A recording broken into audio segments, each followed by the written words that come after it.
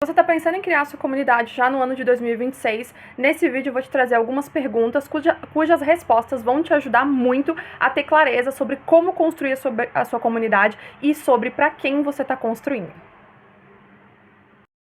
Então, por exemplo, a primeira pergunta que você tem que se fazer é quem que você quer reunir. Porque, na verdade, as pessoas, quando a gente faz essa pergunta dentro do contexto ali de comunidade, as pessoas falam assim, eu quero reunir a minha audiência. Só que a audiência ainda é muito vasto. Então, se você está nesse estágio de, poxa, responder dessa forma, né?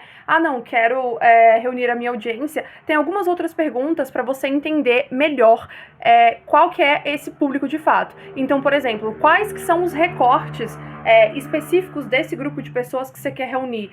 Qual que é a dor, qual que é a transformação que elas estão buscando? E aí você vai afunilando mais isso. Quer ver? O que essas pessoas que você quer reunir nessa comunidade têm em comum? Você precisa entender que a construção da comunidade se dá com base em dados, porque você obtenha sucesso. Então, você quer uma comunidade engajada, você quer uma comunidade que as pessoas conversem, falem, que as pessoas chamem outras pessoas. Então, você precisa conhecer muito bem as pessoas que você está reunindo para poder entregar exatamente aquilo que elas precisam, para que elas se tornem fãs da sua comunidade, representantes da sua comunidade, da sua marca e tragam mais pessoas. Outra pergunta importante é qual que é o propósito central dessa comunidade. E aqui eu gosto de ressaltar que propósito não é benefício. As pessoas confundem muito corriqueiramente o benefício com o propósito. O propósito é a razão pela qual a sua comunidade existe. É a razão pela qual você decidiu criar esse espaço e chamar pessoas para compartilharem desse espaço com você. O benefício são os efeitos, né? O que você vai trazer ali dentro de atrativo para essas pessoas, o que vai justificar, entre aspas, o valor que você está cobrando e etc. Então é muito importante a gente entender que propósito não é benefício. O propósito ele é algo maior do que os benefícios. Então, assim, defina o propósito da sua comunidade em uma frase. E melhor ainda seria se a frase fosse mais enxuta, uma frase pequena e bem clara, que expresse exatamente qual que é o motivo da sua comunidade existir. A próxima pergunta é uma pergunta que eu gosto muito de fazer quando eu estou fazendo consultoria e eu sinto que o cliente ainda não está entendendo muito bem se é o momento e etc. E não está claro para ele o que essa comunidade, o que vai envolver essa comunidade, etc. Então, assim, eu sempre gosto de perguntar: por que a sua comunidade precisa existir agora?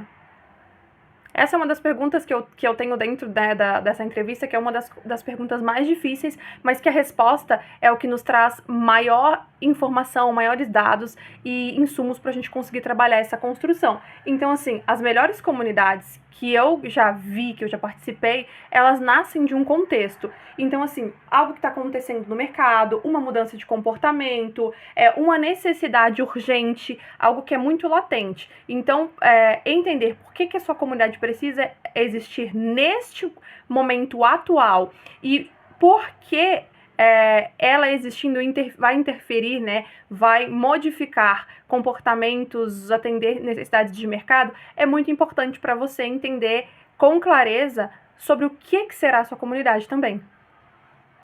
Depois disso vem qual que é a transformação que você quer provocar, que você quer que aconteça com as pessoas que estão em contato com a sua comunidade. Então, assim, o que muda na vida dessas pessoas ao fazer parte desse teu ambiente?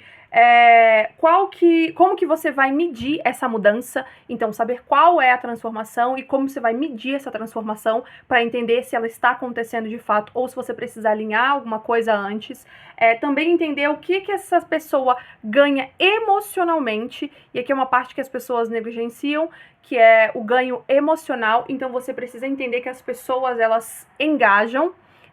Até falei isso, eu acho, em outro vídeo aqui, que as pessoas engajam quando elas sentem que estão recebendo algo em troca ou quando elas sentem que estão indo a algum lugar a partir daquela ação.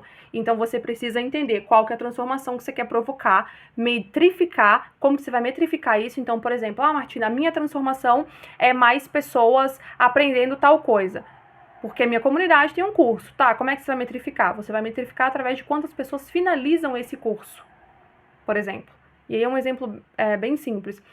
A gente já chegou até aqui, já tem clareza de várias coisas, agora é a hora de entender o que você consegue entregar nesse cenário atual. Então, por quê? Porque a ideia das comunidades, na nossa cabeça, são muitas possibilidades e etc. A gente ambiciona vários resultados, mas quando a gente coloca na prática, quando a gente senta para escrever, para entender, para começar a construir, a gente tem que entender algumas coisas, e principalmente o que é que eu consigo entregar.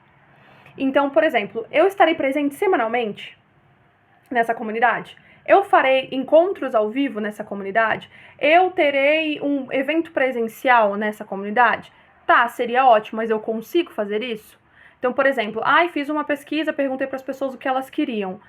Elas querem um encontro presencial por mês, elas querem...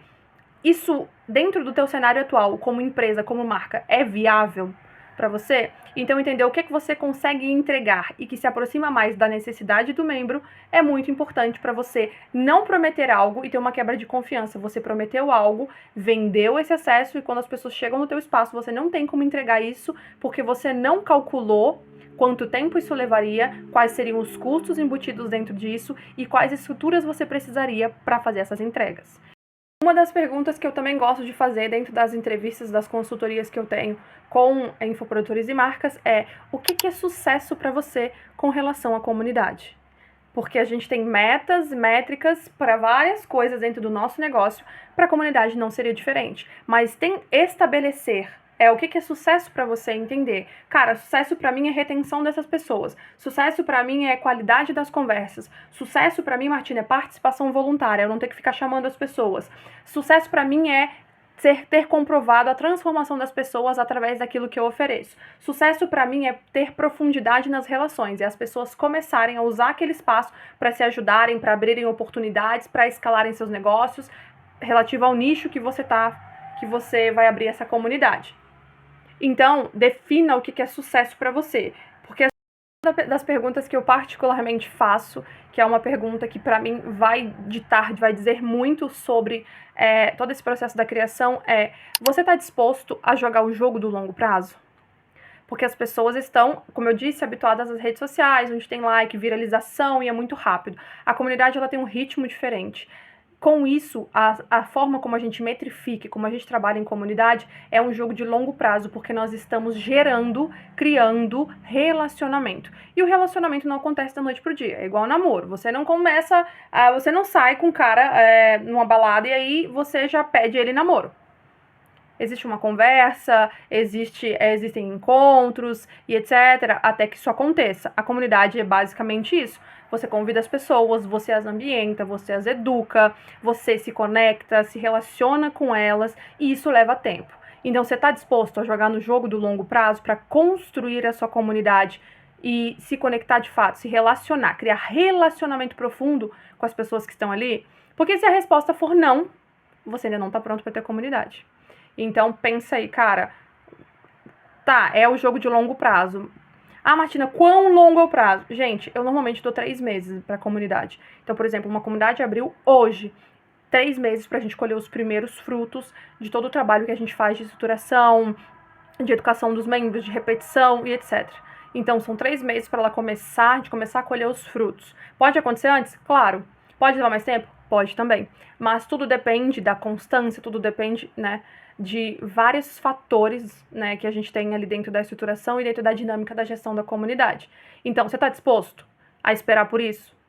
Se a resposta for sim, e se você já tiver clareza das outras perguntas que eu trouxe, então tá na hora de você criar sua comunidade, de você, né, fazer esse movimento, dar esse passo de mais profundidade, de mais conexão e, claro, de mais resultado.